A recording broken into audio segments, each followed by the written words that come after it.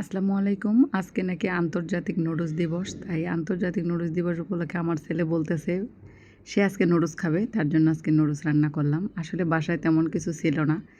যেটা ছিল সেটা দিয়েই আমি নুডলসটা রান্না করলাম। এই তো প্রথমে আমি চুলায় একটা পাতিলে পানি দিয়ে দিলাম। সেই পানিটা ফুটে ওঠার পরে আমি নুডলসটা দিয়ে দিলাম। আমি আজকে ২ পদের নুডলস একসাথে মিলিয়ে রান্না করব। আর সেটা কিভাবে করব সেটাই আজকে শেয়ার করব। প্রথমে নুডলসটা সিদ্ধ করে এই যে ভালোভাবে সেঁকে নিলাম। তারপরে এটা পানি দিয়ে ভালো করে ধুয়ে নিলাম যেন অনেক না হয়।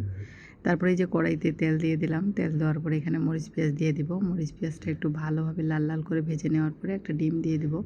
বললাম তো শর্টকাট, বাসায় আসলে তেমন কিছু ছিল না, যা ছিল সেটা দিয়ে আমি রান্না করছি শর্টকাটে। তারপরে এটা ভেজে নেওয়ার পরে আমি পানি দিয়ে দিলাম।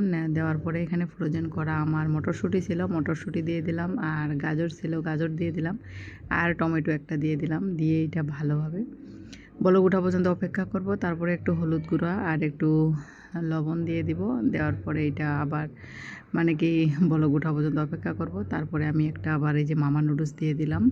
আসলে আমার বাসায় ২ পদের নুডলস ছিল, সেটা দিয়ে আমি করে ফেললাম।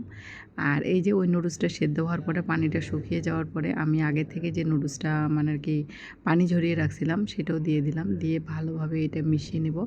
নেওয়ার পরে আমি এই যে মানে কি নুডলসের ভিতরে যে মশলাটা থাকে সেই মশলাটা অ্যাড করে দেব। দেওয়ার পরে সস অ্যাড করে দেব। আসলে আমার বাসায় সয়া সস ছিল না, বললাম তো যেটা ছিল সেটা দিয়েই দিলাম, মানে কি টমেটো সস দিয়ে দিলাম। আর সয়া সস ছিল না, তার জন্য সেটা দিতে পারি নাই।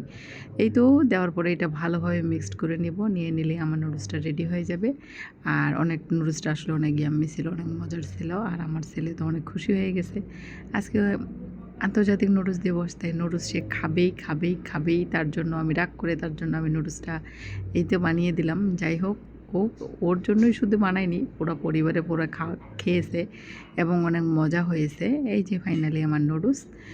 অবশ্যই ভিডিওটা ভালো লাগলে সাথে থাকবেন। আমার ভিডিও ভালো লাগলে লাইক কমেন্ট করবেন, আমার পাশে থাকবেন, আমার জন্য দোয়া করবেন। আমিও সবার জন্য দোয়া করি। সবাই এগিয়ে যাক, সবার জন্য শুভকামনা, দোয়া এবং ভালোবাসা। আল্লাহ হাফেজ।